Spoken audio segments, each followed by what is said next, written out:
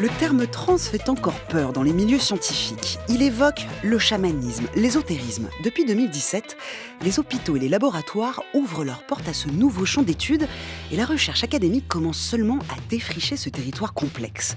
Comment étudier cet état de conscience altéré, difficile à définir, et également appelé état de conscience non ordinaire? Après l'hypnose, la méditation et les substances psychédéliques, c'est au tour de la transe de passer au crible des neurosciences.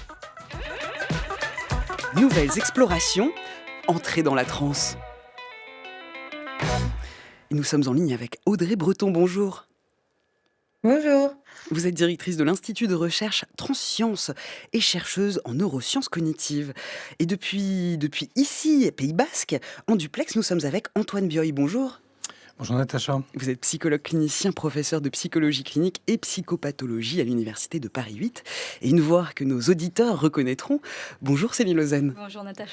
Vous êtes reporter et documentariste à France Culture et vous avez publié en 2024 Trans, enquête sur un état de conscience modifié aux éditions du CNRS. Joie de vous avoir à ce micro. Merci à vous trois d'avoir accepté notre invitation et merci à vous d'être toujours là au rendez-vous pour notre 4e saison, en direct ou à toute heure en podcast. N'hésitez pas à vous abonner à notre fil podcast sur l'appli Radio France. N'hésitez pas non plus à nous suivre sur Blue Sky. Tous les jours, nous postons pour vous de nombreuses ressources complémentaires. C'est sur notre compte @ScienceCQFD. Alors qu'est-ce qui, au niveau cérébral, induit ces phénomènes de transe? La transe peut-elle devenir un outil thérapeutique au même titre que l'hypnose, aux effets désormais bien connus?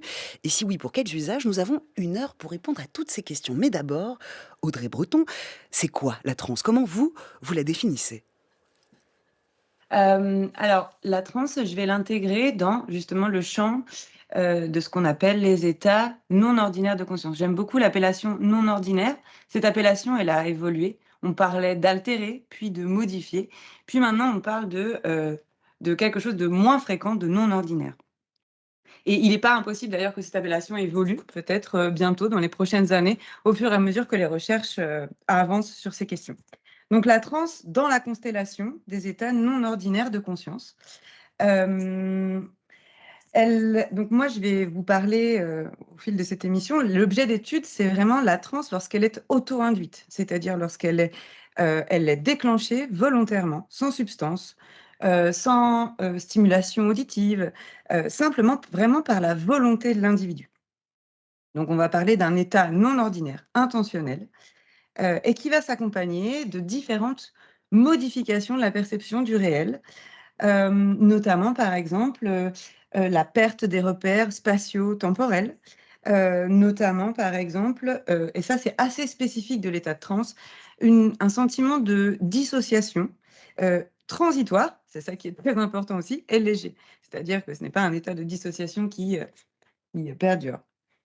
Heu, peut aussi s'accompagner, par exemple, en état de transe, un imaginaire extrêmement vivace, très vivide, d'une hyper-émotionnalité, très associé également à la transe et à la transe cognitive auto-induite, le déclenchement de manifestations physiques, vocales, postures, non intentionnelles.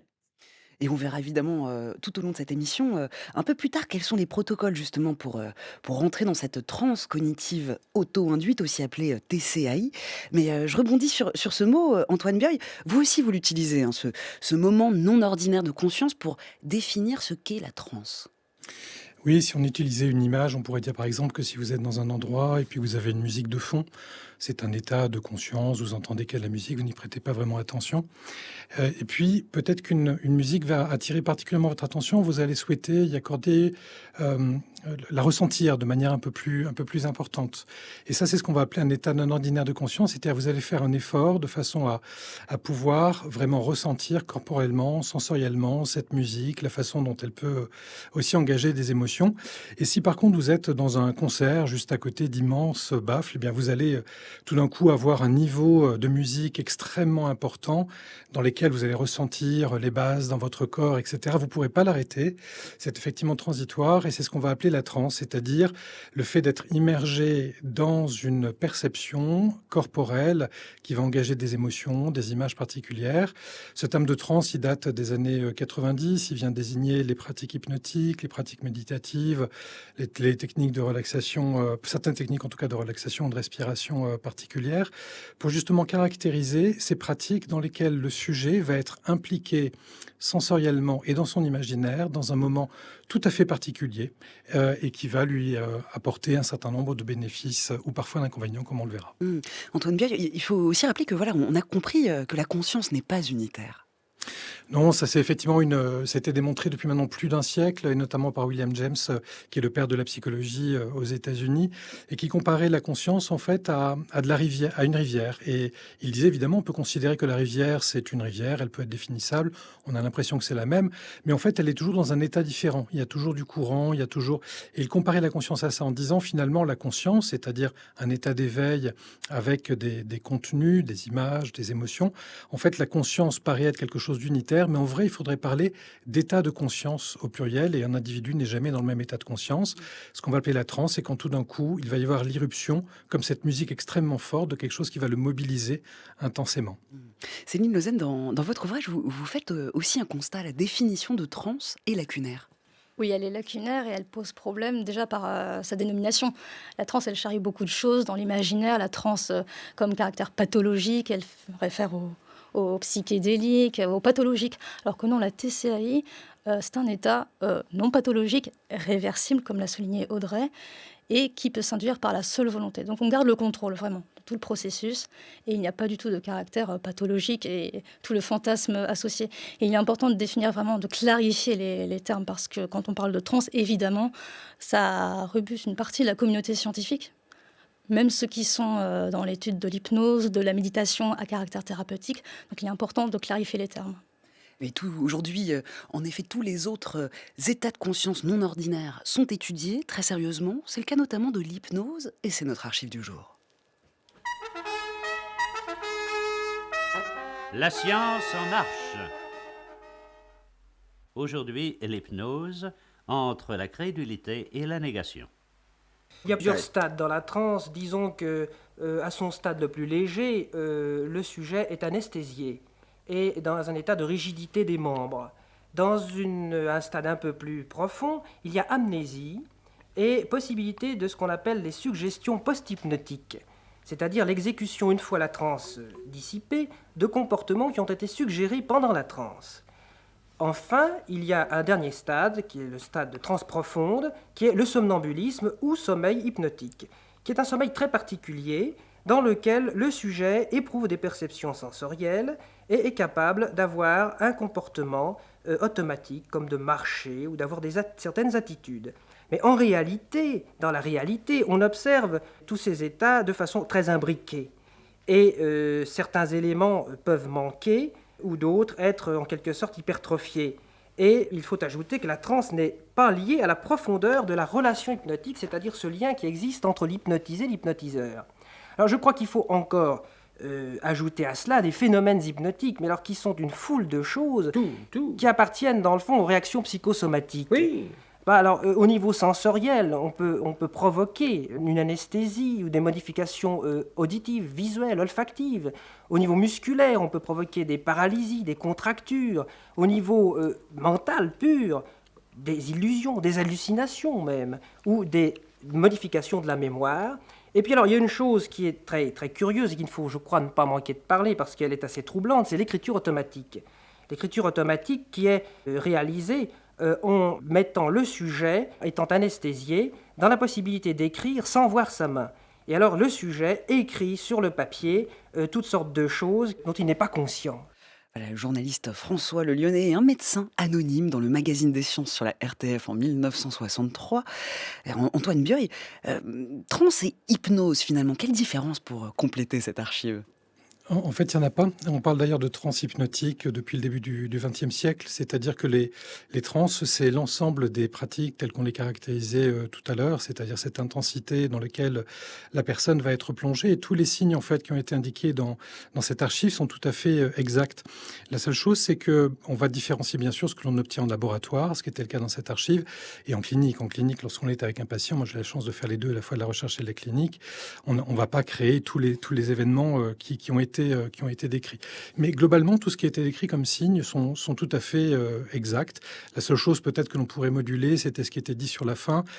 On avait l'impression à l'époque que l'hypnose était un pouvoir et que l'expérimentateur imposait ça. Et puis, en fait, dès les années 50, on s'est rendu compte que toute forme de transe était en fait auto-induite, notamment dès qu'elle était donnée dans un cadre thérapeutique. Et même en 89, depuis 1989, on définit l'hypnose comme étant précisément une forme d'auto-hypnose. Toute hypnose est une auto-hypnose, disait Joseph Barber, c'est-à-dire une forme finalement de contexte dans lequel un individu va s'autoriser à manifester tous les éléments qui ont été donnés dans l'archive. Bah justement, à propos de manifestations, Audrey Breton, en ce moment, vous essayez de cartographier la phénoménologie de la transe cognitive auto-induite.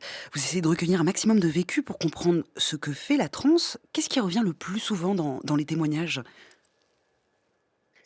Ce qui revient le plus souvent, en fait, c'est une manifestation visible de l'extérieur et qui est partagée par les individus, c'est le sentiment d'être un autre. C'est cette phrase que Corinne Sombrin, à l'initiative de tout l'écosystème de transscience, dit souvent, c'est « je est un autre ». Donc, tout à l'heure, j'ai évoqué l'existence, enfin la présence, par exemple, de manifestations physiques spontanées, non intentionnelles, des sons, des postures, des mouvements. Ce qui revient aussi souvent, c'est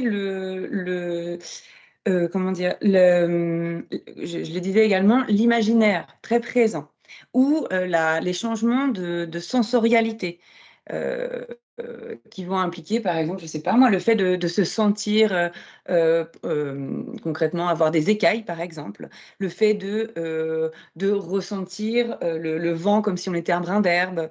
Quelle autre manifestation aussi revient? Hem On peut avoir, également le fait d'être, de percevoir des entités, des agents, des figures qu'on pas forcément des personnes, mais c'est également quelque chose qui peut être très présent dans les vécus de transe. On a des changements parfois aussi de température corporelle. Hem, heu, il faut se représenter vraiment que d'un individu à un autre, le vécu de la transe va changer Oui, qu'il y a autant et d'une transe à de... un autre aussi pour un individu, le vécu change. Qu'on peut imaginer qu'il y a autant de vécus que d'individus qui font cette expérience, et notamment vous, Céline Lausanne, vous avez testé la transe. Qu'est-ce que vous avez ressenti et vécu? C'est pas un secret, vous avez fait un documentaire radiophonique. Oui, effectivement, j'ai fait un documentaire, Carnet de transe. Carnet de transe, voilà. L'intention de ce documentaire, ça venait vraiment d'une posture presque sceptique, hein, pour moi qui suis reporter, qui ai l'habitude de m'entretenir avec la communauté des neurosciences. Et j'avais complètement ignoré ce pan de recherche que Corinne Sombrin a amené vraiment dans les paillasses pour l'étudier d'un point de vue phénoménologique, mais aussi clinique. Parce qu'elle a découvert donc, ce phénomène que finalement on possède tous en tant qu'être vivant et être humain, c'est de comprendre qu'est-ce qui se passe dans le cerveau finalement. Il y a le ressenti subjectif, il y a des phénomènes qu'on arrive à jauger de manière qualitative, mais finalement, quel est le bénéfice de la transe? Est-ce qu'on a effectivement plus de force, plus de puissance? Est-ce qu'on a plus de capacité de raisonnement? Est-ce que l'imaginaire est décuplé? Et si oui, comment en tirer profit pour des pathologies qui sont référencées? Donc par exemple l'oncologie, mais aussi les addictions, le stress. Donc c'est des pathologies à la fois mentales mais aussi physiologiques. Et vraiment, je me suis demandé qu'est-ce qu'il y a derrière ce terme trans qui est très trouble finalement. Et donc je me suis entretenue avec des professeurs comme Antoine Bioy, des chercheuses comme Audrey Breton, Corinne Sombrin, pour comprendre quelle est la science derrière ce phénomène. Et d'ailleurs, dans Carnet de trans, que vous pouvez podcaster grâce à la collection, enfin grâce au programme de documentaire expérimental L'Expérience, dans Carnet de trans, vous évoquez justement le fait que c'est la lucidité peut-être qui correspondait le mieux à votre expérience.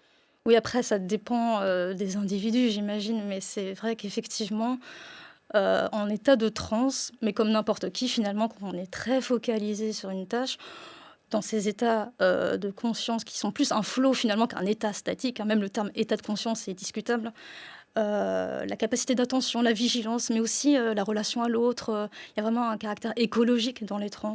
On est très poreux à l'environnement, même si on est très centré sur soi. Après, je ne veux pas faire de mon cas une généralité, mais effectivement, la lucidité, la clairvoyance par rapport à une situation donnée. On va faire une transe sous une intention donnée. On peut analyser une situation, jauger une relation avec quelqu'un ou avec soi-même. Donc ça peut être très varié. Antoine Bioy, vous avez également d'autres exemples de transe à partager avec nous. Oui, je pense qu'il peut être important également de noter que là, on parle beaucoup de trans qui sont induites par une personne ou par soi-même, mais il y a aussi ce qu'on appelle les trans spontanées et que les gens connaissent certainement beaucoup mieux. Si malheureusement vous avez un décès brutal autour de vous d'une personne que vous la prenez, vous allez être comme sidéré, un peu suspendu. C'est un état de transe, ça répond à cette définition. Si là vous êtes parti en vacances, peut-être que vous êtes allé dans un pays tout à fait magnifique et puis à un moment donné vous étiez au haut d'un pic ou d'une montagne et puis tout d'un coup vous avez vu tout ce paysage qui était en bas et vous avez été complètement béat, c'est-à-dire comme suspendu dans le temps avec tout d'un coup les émotions qui étaient là, mais les pensées qui semblaient être couvertes parce qu'il était en train de se passer. Et puis la beauté du paysage vous a complètement submergé et vraiment vous êtes sorti à un moment donné de votre réalité. Et ça aussi, ça répond à la notion de transe. C'est-à-dire qu'il y a 3 formes de transe et je pense que c'est important de pouvoir la distinguer. La première, c'est celle que je viens de donner, c'est-à-dire ce qu'on appelle les trans spontanées. Vous avez les trans qui sont induites ou auto-induites et on est là dans le cadre d'un dispositif, comme un dispositif thérapeutique. Et puis vous avez les trans pathologiques, c'est-à-dire quelqu'un qui, par exemple, va rentrer dans un processus délirant. Donc on va utiliser le même terme, en fait, avec ces trois directions, mais les trans spontanés, en fait, la grande majorité des gens en ont. Et donc, lorsque on parle là de choses qui paraissent être des choses extraordinaires, en fait, oui, on peut les provoquer, mais ce sont des états qui sont des états physiologiques, neurophysiologiques, psychologiques, étudiés depuis maintenant plus de 100 ans. Antoine Bioy, justement, sur ces trans spontanées, il y a aussi ces exemples des sportifs ou des musiciens également. Oui, absolument. Si je distingue un petit peu les deux pour donner 2 variantes particulières, les sportifs, on va donner un exemple très simple. Humainement, une personne qui aurait sa conscience ordinaire ne peut pas rester sur un cours de tennis pendant 4 heures, 4 heures et demie à supporter la douleur et la fatigue. Et donc, il doit forcément rentrer dans un état qui va lui permettre de pouvoir gérer son corps autrement, c'est-à-dire de laisser aller, on parle parfois d'état de flow, quelque chose dans lequel l'objectif, le désir de réalisation va lui permettre de pouvoir modifier son vécu. Lorsque l'on est du côté artistique, là aussi pour enfermer peut-être un exemple, mais c'est vraiment l'exemple typique du musicien qui est là avec sa guitare, qui laisse tout d'un coup les mains gratter sur la corde et puis à un moment donné une mélodie qui va apparaître. La personne a l'impression voilà, ça vient de nulle part. C'est un moment de création, d'intuition particulière, mais qu'on va aussi appeler un état de transe, c'est-à-dire dissociation. Le terme a été tout à l'heure proposé par Céline et par Audrey, c'est-à-dire le fait que la personne a l'impression d'être là et pas tout à fait être là. Et puis un moment de création va naître de ça, et c'est ce qu'on appelle également la transe artistique. Alors comment la science moderne s'est-elle emparée de cette pratique ancienne et qu'a-t-elle permis de dévoiler? Comment la recherche académique explore-t-elle ce phénomène? Restez avec nous.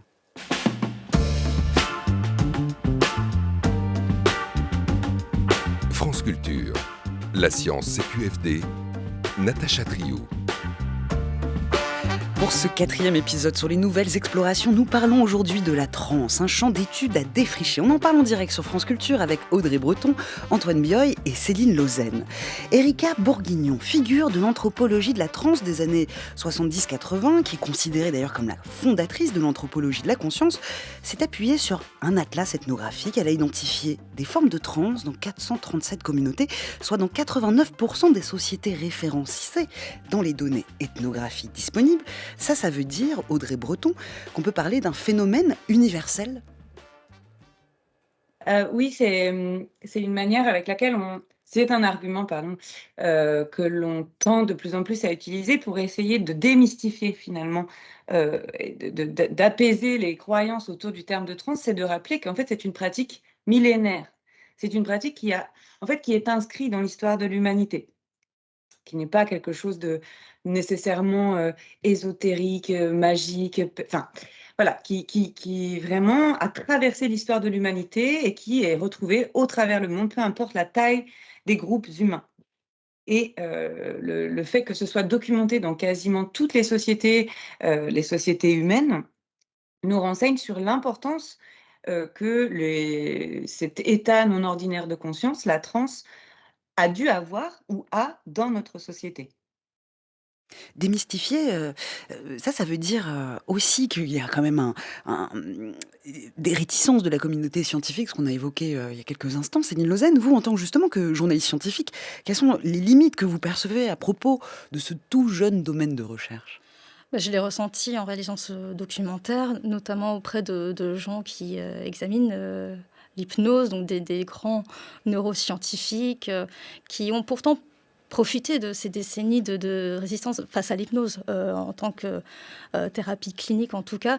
Donc je me suis posé la question, pourquoi on accepte l'hypnose dans les études cliniques, déployée dans les arsenals de soins, en psychiatrie ou même pour l'anesthésie, les accouchements, et pourquoi la transe connaît autant de résistance? Est-ce qu'on n'a pas tiré les leçons du passé, en tout cas dans le champ des neurosciences, pour catalyser en tout cas des efforts à apporter des financements à ces champs de recherche? Parce qu'on voit aujourd'hui qu'il y a de plus en plus de chercheuses et de chercheurs, INSERM, APHP, APHM, en Europe, aux États-Unis aussi.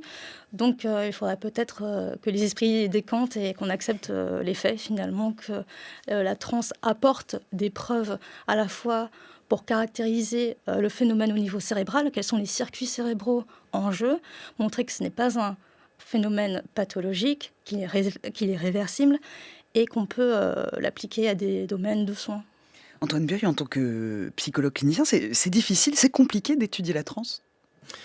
Alors, oui et non, ce que dit Céline est tout à fait exact. Ensuite, quand on dit aux personnes, mais en fait, vous connaissez une forme de transe, c'est l'hypnose, et là, pour le coup, les gens, effectivement, quittent leur croyance ou leur représentation. Il y a une façon de présenter les choses, et vous avez raison, dans la présentation que vous en avez faite, on a effectivement toute une histoire avec l'hypnose dans laquelle le terme a fait peur pendant longtemps, et donc on peut aussi s'appuyer sur cette connaissance de façon à amener tranquillement les choses. Ensuite, les études aussi servent à ça. Il y a un très joli papier qui vient de sortir de Pierre Rainville sur les transmusicales. Il y avait également quelques papiers de référence le mois dernier également sur les trans utilisant les psychédéliques qui permettent vraiment de comprendre les phénomènes et qu'est-ce qui fait par exemple que Céline a eu cette clairvoyance dont elle parlait tout à l'heure et que d'autres vont avoir d'autres manifestations. On a maintenant beaucoup d'éléments de réponse et il suffit finalement de dire aux gens mais ce terme-là effectivement il peut faire peur mais vous connaissez déjà des modalités de trans et peut-être d'ailleurs que vous les pratiquez déjà. Et puis par ailleurs, voici les études et les choses commencent progressivement à changer. Maintenant, effectivement, on n'en est pas au point où tout est facile. Je ne vais pas prétendre le contraire. Audrey Breton, vous travaillez sur les mécanismes cérébraux associés à la relaxation. Et puis, ça vous a conduit justement à vous intéresser à la transe, à ces autres états non ordinaires de conscience. Mais qu'est-ce qui vous a précisément intéressé dans ces expériences-là? Ce qui m'a particulièrement intéressée dans cet état, excusez-moi, on a été coupé. Ah, je m'interrogeais sur comment vous, en tant que scientifique, vous vous étiez justement intéressé à ce champ-là, à ces expériences de transe. Venant effectivement d'un autre état non ordinaire de conscience, la relaxation, je pressentais c'est un peu péjoratif peut-être pour la relaxation, mais je pressentais de plus grandes potentialités, d'éventuels plus grands bénéfices de la transe que du phénomène ou de l'état de relaxation. C'est pour être complètement transparente avec vous. Et c'est à l'écoute d'une conférence de Corinne Sombrin et de Fabrice Midal qui parlait de la méditation et de la transe que mon envie, ma curiosité était piquée au vif et que je me suis orientée vers l'étude de ce mécanisme spécifiquement. D'autant plus que je découvrais qu'il existait une méthodologie particulière pour apprendre à l'auto-induire. Et non pas, il ne s'agissait pas d'autres phénomènes d'induction qui peuvent entraîner des dépendances, des complexités, notamment, la dépendance à un contexte en tout cas. Et c'est pour ça que je me suis vraiment orientée vers toute la démarche que mettait en place Corinne Sombrin à l'époque. Corinne Sombrin, justement, Céline Lausanne, on peut peut-être replacer le personnage et l'importance de cette ethnomusicienne dans l'étude justement de la transe. Oui, alors, elle a eu beaucoup de mérite parce qu'elle est non scientifique, il faut le rappeler, donc elle est musicologue, ethnographe, il me semble, et c'est lors d'un reportage qu'elle a pu réaliser au nord de la Mongolie, aux côtés d'une tribu qu'on appelle les Tsatans, si je le prononce bien, qu'elle a découvert en elle cette potentialité, enfin qu'on a tous, encore une fois, je le répète, mais de manière très décuplée. Donc je laisserai peut-être Audrey Breton compléter son vécu à elle, mais en tout cas, ce que je peux dire, c'est que depuis, donc ça c'était en 2001, elle a réussi à s'entourer progressivement de neuroscientifiques. Et ça a été très difficile pour comprendre en fait ce qui se passait en elle, déjà à l'échelle de l'individu. Donc on sait aujourd'hui que pour avoir des recherches robustes, il faut un échantillonnage assez conséquent. Là, c'est des premières recherches à l'époque, donc il y a une quinzaine d'années, sur son seul sujet. Donc, bien sûr, elles sont lacunaires, ces études-là, mais aujourd'hui, on arrive à intégrer de plus en plus de patientes et de patients. Mais Corinne, aujourd'hui, a cofondé ce Transscience Institute avec des relations, des interactions, des hôpitaux, des laboratoires. Et aussi des étudiants, parce qu'il y a toute la dimension artistique aussi. Donc il y a des écoles, les Beaux-Arts par exemple à Nantes, où elle avait pu observer ce phénomène chez les étudiants. Voilà, et c'est donc Corinne Sombrin qui a mis en place cette approche standardisée qu'est le TCAI, la transcognitive auto-induite, une approche que vous utilisez au Trévet breton. Alors en quoi consiste-t-elle? Alors, en fait, cette approche, c'est vraiment une méthodologie particulière, jalonnée par des objectifs. C'est vraiment un cours qui va s'opérer en 2 fois 2 jours. Et lors de cet apprentissage, de ce stage de formation, littéralement, vous allez, dans un premier temps, parvenir à identifier ce qu'est pour vous l'état de transe, c'est-à-dire avoir une représentation subjective, corporelle, en tout cas, découvrir ce qu'il est pour vous. Ensuite, vous allez être amené à identifier aussi des manifestations qui s'opèrent chez vous, des manifestations qui peuvent être singulières et qui vont être utilisées ensuite grâce, enfin, on vous accompagne dans cela. Donc ces manifestations qui vous sont singulières vont être utilisées comment dire, pour vous permettre de retrouver cet état. C'est-à-dire, c'est ce qu'on va appeler l'identification d'auto-inducteur, en fait. Et petit à petit, donc vous identifiez cet état de transe, vous vous réappropriez la manière avec laquelle vous pouvez retourner dans cet état. À l'issue des 4 jours, la majorité des individus sont capables d'auto-induire l'état de transe. Et l'idée, c'est vraiment qu'à l'issue de ces 4 jours, les personnes doivent pratiquer. C'est comme découvrir un nouveau sport. Je vous donne une raquette, je vous montre comment faire du tennis. Si vous ne pratiquez pas dans les semaines et les mois qui arrivent, il y a peu de chances que je vous vois sur Roland-Garros. Néanmoins, voilà, l'idée, c'est vraiment que c'est un apprentissage progressif d'une nouvelle compétence. Céline Lausanne? Oui, c'est plus une initiation finalement. En fait, sur ces 2 journées, on est quand même accompagné. C'est-à-dire qu'on est accueilli donc par Corinne Sombrin et ce qu'on appelle des facilitateurs. Ce ne sont pas des psys ni rien. Ce sont des gens qui sont là pour nous guider et pour nous aider à trouver ces inducteurs que nommait Audrey Breton. Il s'agit de gestes ou de vocalisation. Donc chacun va trouver un peu ses techniques, ses triggers, qui va permettre d'induire une transe. Et au début, dans les premières séances, il y a des boucles sonores qui ont été designées donc, par Corinne Sombrin, Élie Le Kemener, il me semble, qui permettent de faciliter cet état-là. Et l'enjeu, en fait, à la fin de la formation, c'est d'arriver à faire l'économie de ces boucles, d'arriver à s'auto-induire sans les boucles sonores. Antoine Bioy, vous souhaitiez réagir? Oui, on a effectivement une méthodologie qui est tout à fait intéressante. Il y a d'autres méthodologies qui existent. Et peut-être juste une précision, comme le disait Audrey tout à l'heure, il s'agit vraiment de formation. C'est-à-dire que ce ne sont pas des lieux thérapeutiques. Et malgré tout, on est en train de parler, comme chacun l'a compris, en fait, de pratiques qui engagent une dissociation, c'est-à-dire engagent le psychologique. C'est des choses de façon très directe. Si la personne ne va pas bien, si elle a un trouble particulier, quelle que soit la méthode de transe, c'est une mauvaise idée de s'y engager pour essayer de trouver des réponses alors qu'on est un peu fragile dans l'existence. Donc ça concerne évidemment très peu de gens, mais peut-être de préciser qu'il ne s'agit pas quand même de pratiques qui sont anodines. C'est vrai que toute la semaine, on a parlé, pour ce feuilleton sur les nouvelles explorations, il a été question de danger, l'exploration de l'espace, du grand froid, des grands fonds. Antoine Bioy, ça veut dire que la transe cognitive n'est pas sans danger? En fait, les pratiques de transe, c'est, comme ça a été dit tout à l'heure, qui était tout à fait exact, c'est une façon de pouvoir engager un processus de dissociation. La dissociation, c'est je suis là et ailleurs. C'est comme si vous étiez, on parlait tout à l'heure de tennis, c'est comme si vous étiez à la fois en train de jouer au tennis et puis vous êtes en même temps spectatrice du jeu que vous êtes en train d'avoir. C'est ça la dissociation. Vous avez chez les personnes qui, par exemple, ont des troubles anxieux assez importants, chez évidemment les personnes qui sont délirantes, mais c'est vraiment pas la majorité, on a évidemment déjà des sensibilités à la dissociation, les personnes qui ont connu des psychotraumas. Et donc, si vous engagez sans précaution dans une pratique, quelle qu'elle soit, qui engage une dissociation, vous risquez d'appuyer là où ça ne va pas bien. Donc, il faut vraiment quand même ne pas magnifier ces pratiques et de dire elles peuvent absolument s'adresser à tout le monde, pas dans n'importe quel contexte ou à n'importe quel moment de vie. Alors, quels sont les effets de la transe sur le cerveau en neuroimagerie? Que comprend-on de ce qui se passe dans un cerveau en état de transe? Reste à l'écoute.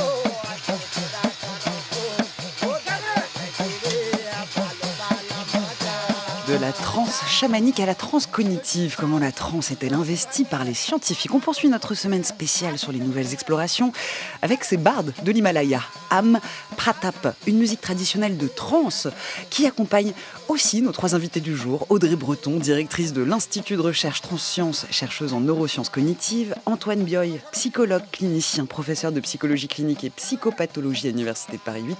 Céline Lausanne, reporter et documentariste à France Culture. On vient de tenter dans un premier temps de définir la transe, cet état non ordinaire de conscience qui fait partie de la constellation des états modifiés de nos consciences. Et on vient de voir comment l'induire. Alors maintenant, comment l'étudier, Antoine Bioy? Parce que là, on a parlé d'une certaine rigueur dans le protocole des transeurs, mais alors du côté des chercheurs, quelle méthode scientifique pour étudier ces phénomènes? C'est une question qui effectivement est posée depuis quelques décades, et particulièrement en fait les années 50 à 70, pour lesquelles on s'est dit comment est-ce que l'on approche les trans, à la fois les trans traditionnelles, dont le chamanisme fait partie, les trans thérapeutiques que l'on va plutôt utiliser en Occident, etc. Et on a bien sûr monté des échelles, on a fait des tests, on a cherché la physiologie, et on s'est rendu compte en fait qu'il n'y a qu'un marqueur qui soit juste et spécifique d'un état de trans, c'est la parole du transeur, c'est-à-dire la parole de celui qui a vécu un moment d'exception.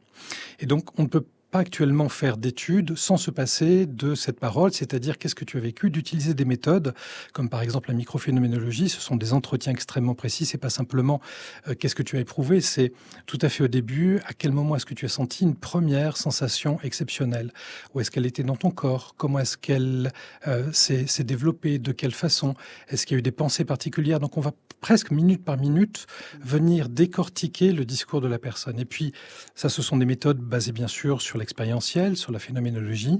On va le coupler avec des mesures qui vont être des mesures neurophysiologiques si on a l'utilité. On peut aussi faire appel à ces questionnaires dont je parlais tout à l'heure, et notamment ce qui se fait maintenant beaucoup, c'est d'utiliser des questionnaires pour voir un peu quels sont les préalables de la personne, c'est-à-dire en quoi est-ce qu'elle croit et qu'est-ce qu'elle va avoir l'impression qu'elle va connaître à ce moment-là.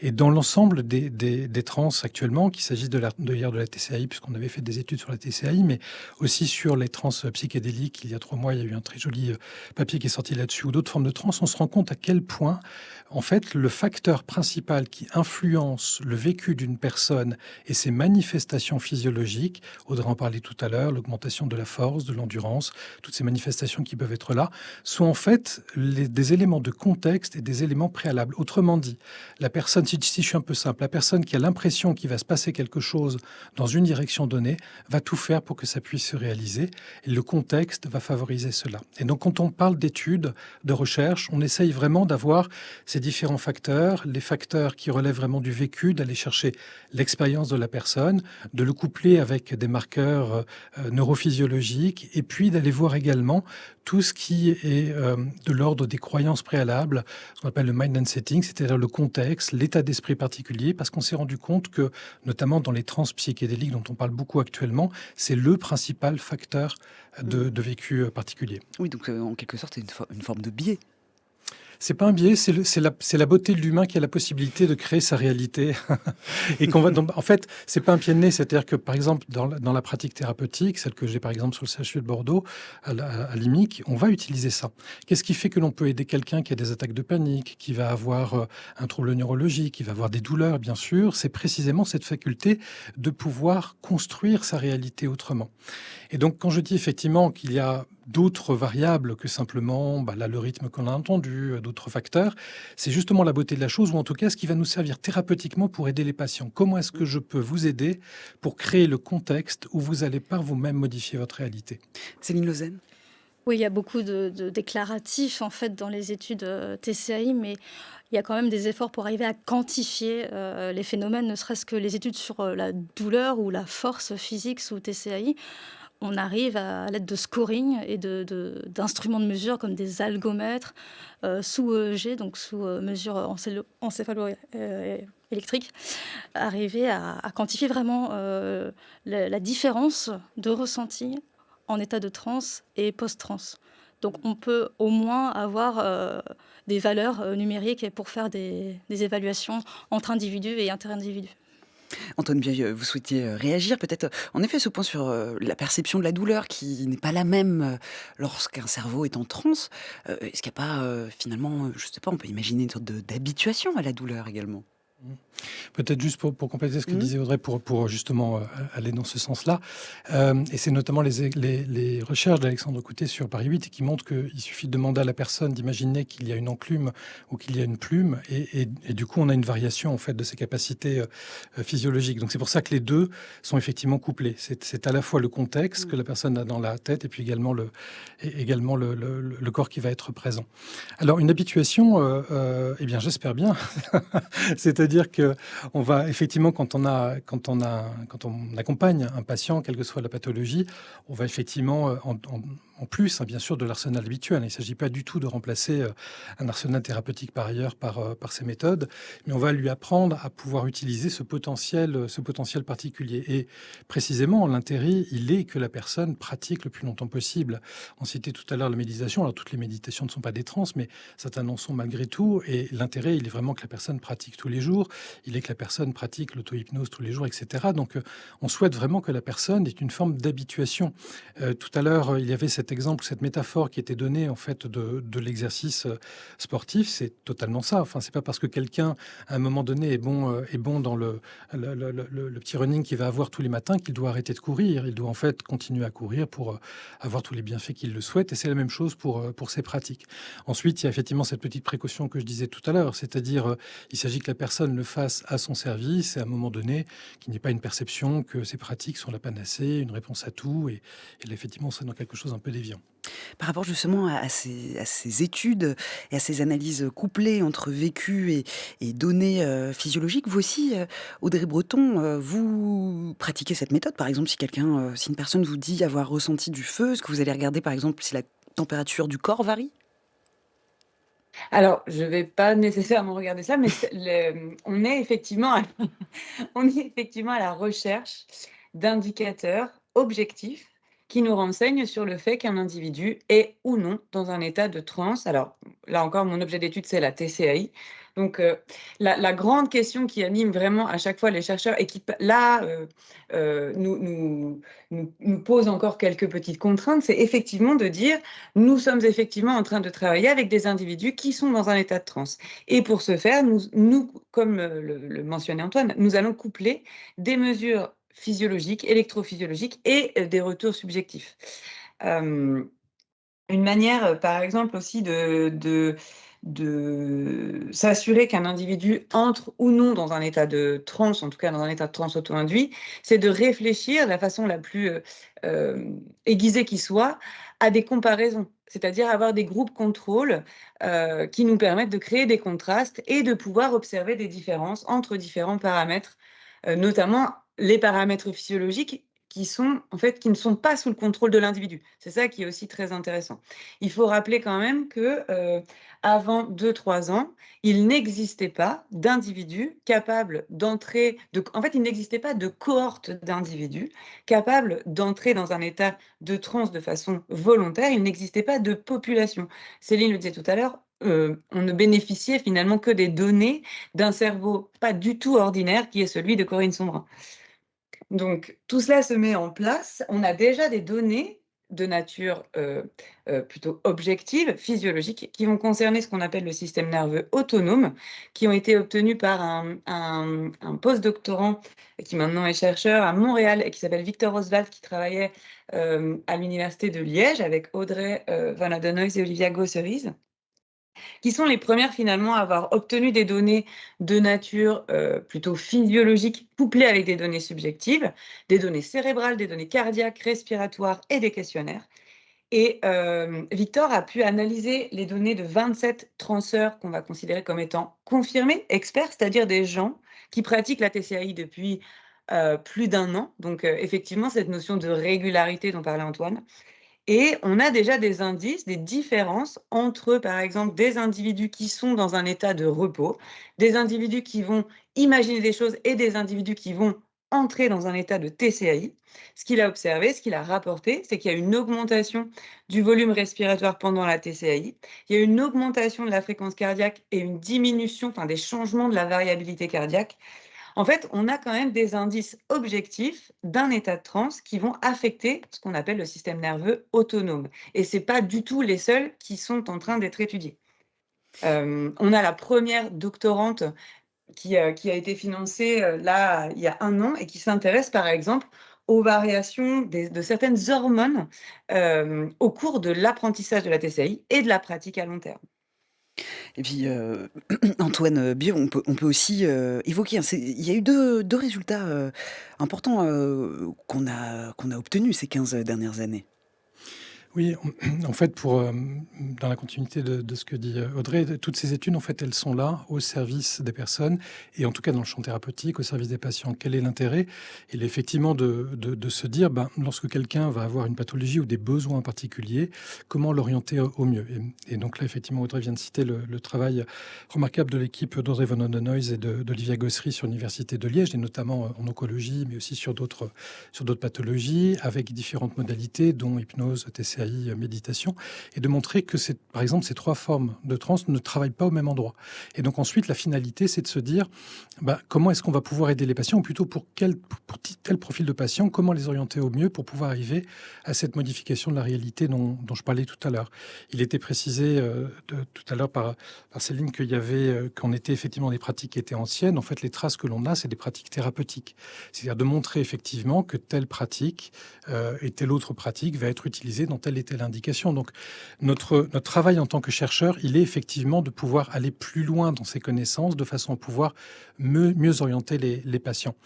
Et ce dont on s'est rendu compte donc, ces dernières années, c'est d'abord qu'il ne s'agissait pas d'imagination.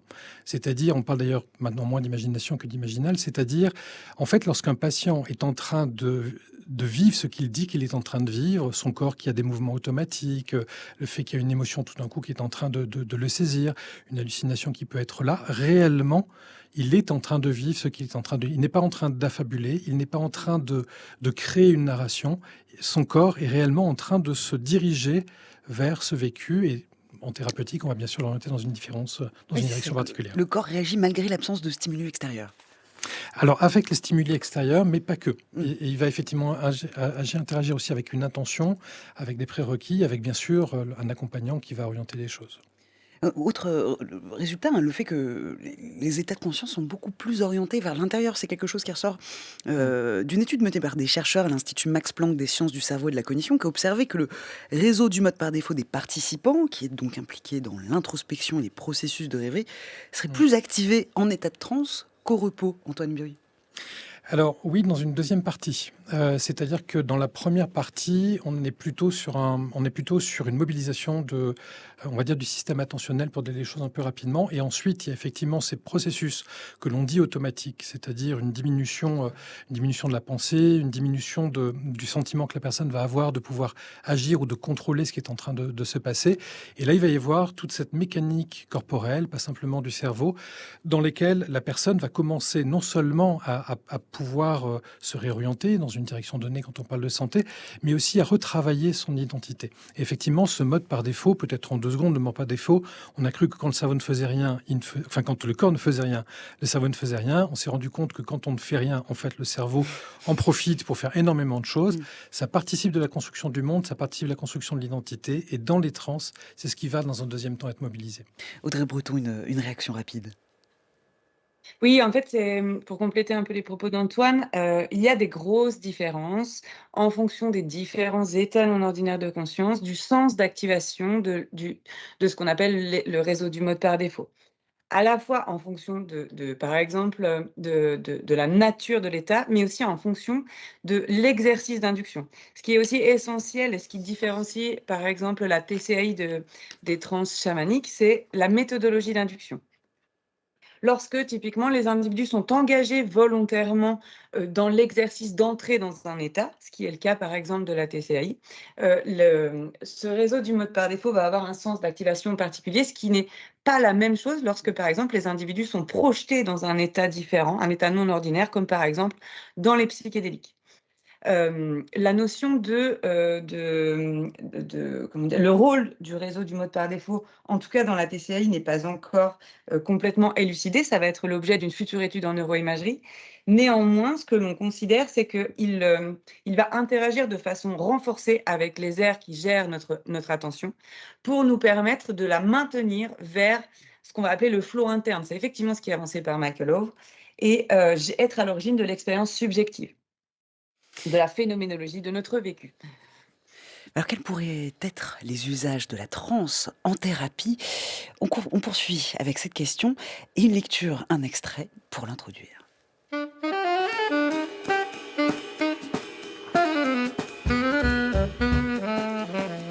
Comment la transe nous amène-t-elle à cette altérité, à cet autre qui sommeille en nous? Je repense aux paroles des transeurs rencontrés jusqu'ici. La sensation d'ouverture est commune à toutes leurs expériences. Ils affirment que cela leur ouvre les portes d'un espace plus vaste, que leur vision est plus étendue, que leur capacité à agir et à ressentir est augmentée, que leur potentiel physique et mental, créatif et analytique est amplifié.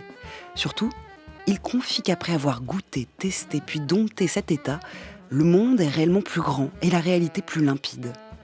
Des déclarations floues et difficiles à comprendre, mais comme j'allais l'observer quelques mois plus tard, ce qui leur est en effet difficile de décrire et d'expliquer est pourtant bien ancré en eux. Qu'est-ce que c'est que le jazz pour moi? Moi, je sens dans le jazz de l'improvisation. Et du moment où il y a quelque chose qui est prémédité, cela me touche moins. C'est-à-dire qu'on abolit, à mon sens, une des puissances du jazz. Par conséquent, pour moi, il y a de la transe lorsqu'il y a de l'improvisation. À mon sens, à l'origine du jazz, il y a la transe. Sans transe, la transe, au fond, vient d'Amérique avec le tam-tam. Et c'est ça qui distingue l'origine du jazz à la Nouvelle-Orléans. Il y a la transe. C'est-à-dire que les gens entraient en transe lorsqu'ils jouaient parce qu'ils perdaient le contrôle, parce qu'ils perdaient la logique. Voilà comment je conçois le jazz. Pour moi, le surréalisme en matière de musique, c'est lorsque l'homme est libéré qu'il parvient éventuellement à entrer en transe et à se laisser exprimer. Voilà comment je le conçois.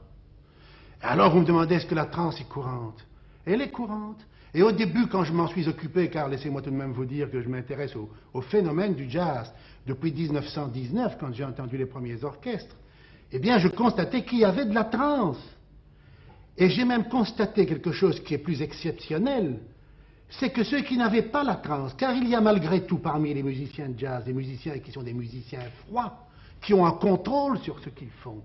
Et ce contrôle est naturellement le propre du musicien européen. Eh bien, j'ai vu que parmi ces musiciens, là-bas, en Amérique, il y en a qui suppriment la logique, qui suppriment le pouvoir de contrôle par un moyen artificiel qui s'appelle le marijuana, par exemple. Oui. Par exemple, il y a eu Rapallo. Je crois que Rapallo est celui qui a inventé le moyen.